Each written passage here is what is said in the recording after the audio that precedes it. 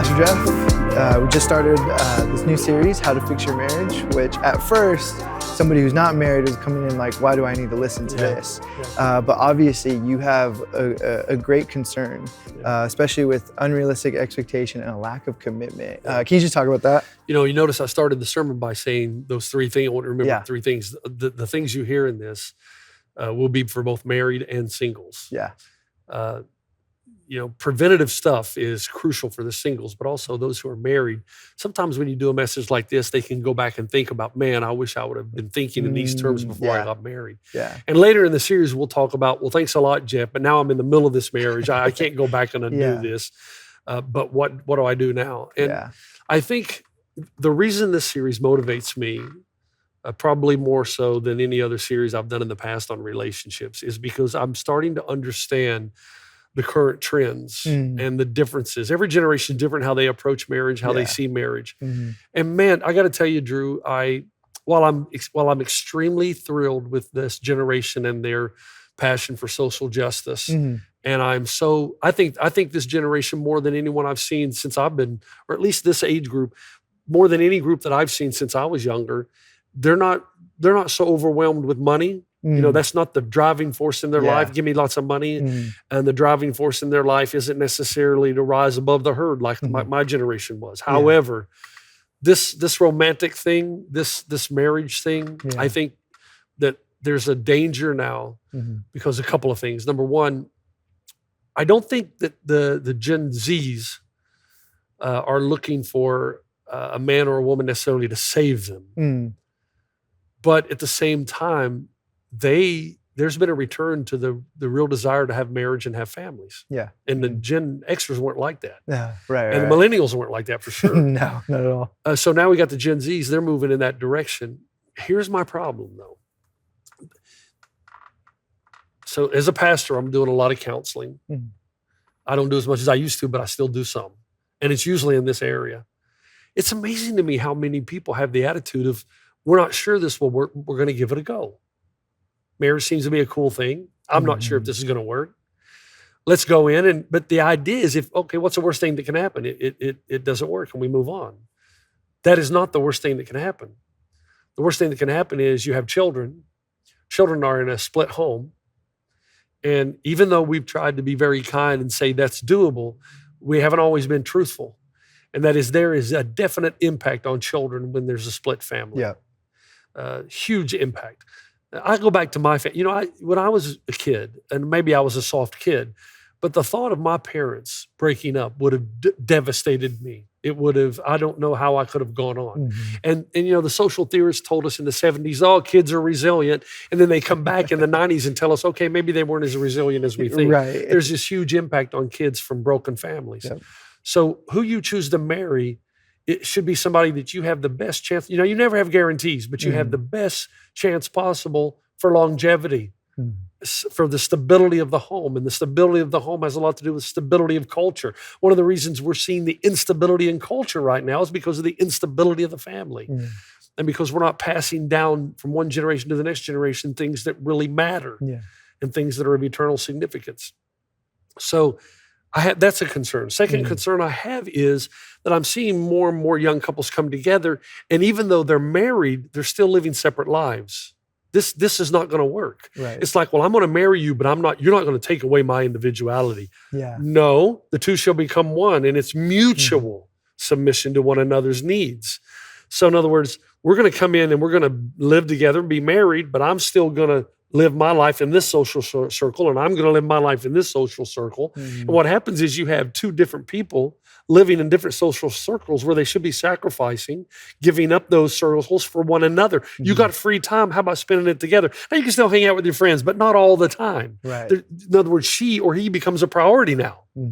And especially if you see there's a need. All right. So if I've got a husband or a wife that's having a difficult week, it might be time for me to say, my friends are put on a back burner. My wife, my husband needs me. Okay, that's the second concern I have.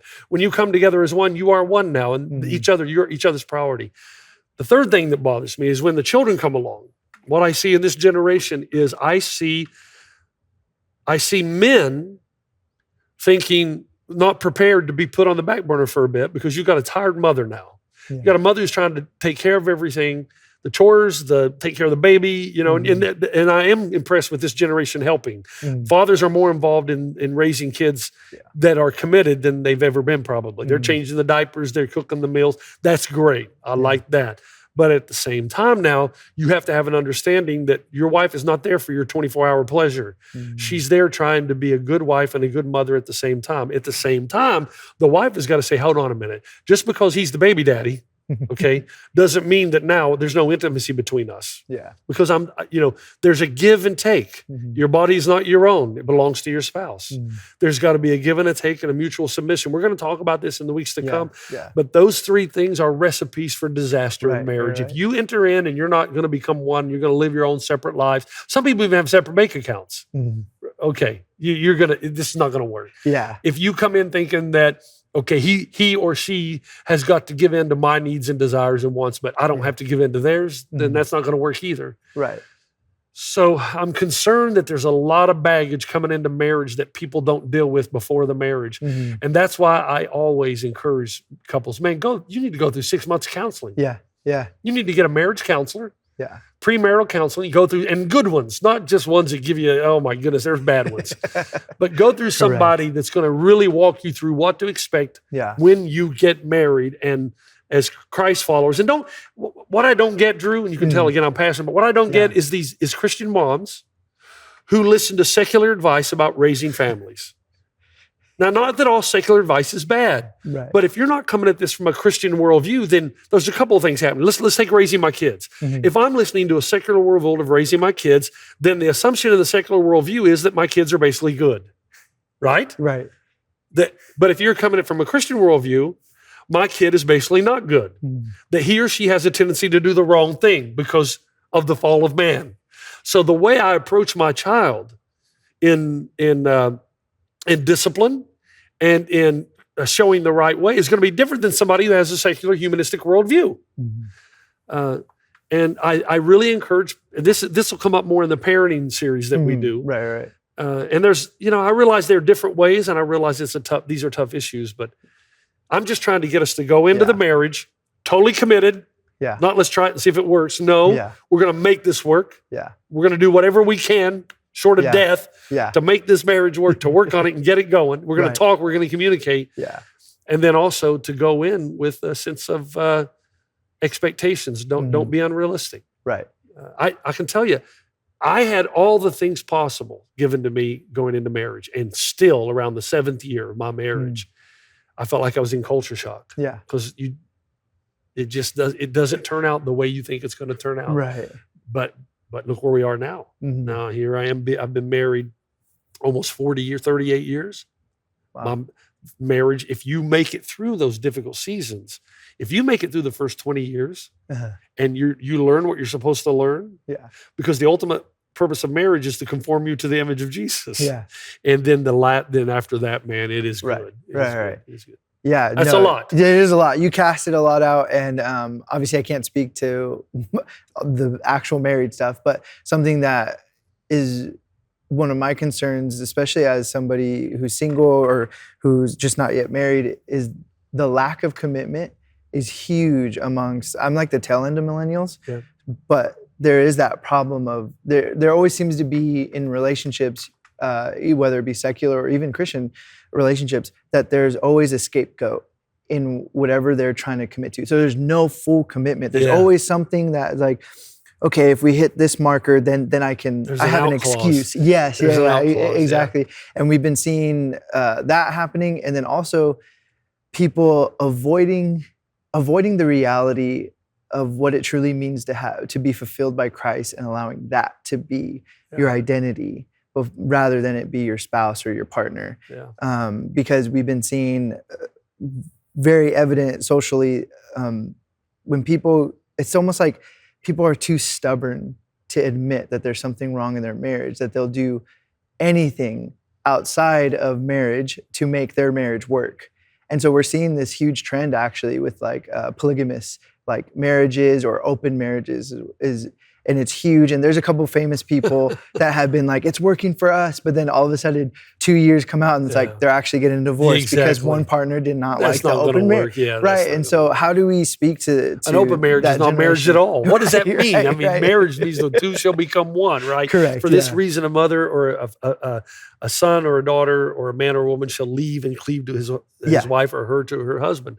That the whole thing is that sacredness of oneness. If you an open marriage means you're not married at all. Right. Correct. There's no covenant. There's no marriage. There's just some kind of agreement. Right. Friends with benefits, I think it was called. Yes, exactly. Yeah. So I hope that I can become more and more aware. That's why we're going to do the Q&A at the end of the series. Oh, it's going to be great. I'm hoping by doing that I can discover some of the struggles that people have. Yeah, and I think your message speaks directly to that, because there's this idea that says my heart belongs to somebody, but I realize that either physical pleasures or just any pleasures, I can't get it out of that person. But my heart is there, but I'm going to go. Know your heart. I'm going to go. And it's not. Yeah. That is the crazy. In reality, it's not. And talk about this voidance of the fulfillment of Christ. Understand that Jesus is the one that fulfills that. Your best life, your best sex life, your best emotional connection life, your best life of community is always going to be with your spouse. Yeah.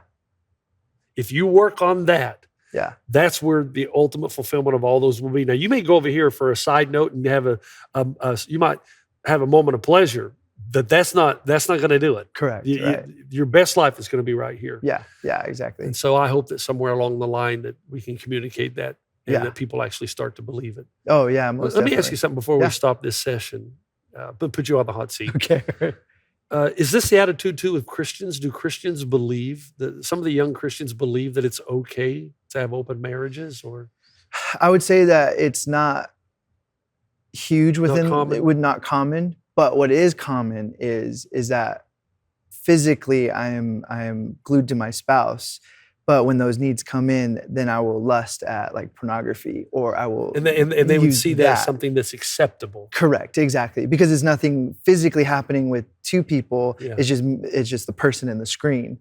Yeah. But obviously, there's spiritual ramifications of that, of destroying your soul. I was in a conversation with a young man once in Savannah, Georgia, and this is the conversation we were having.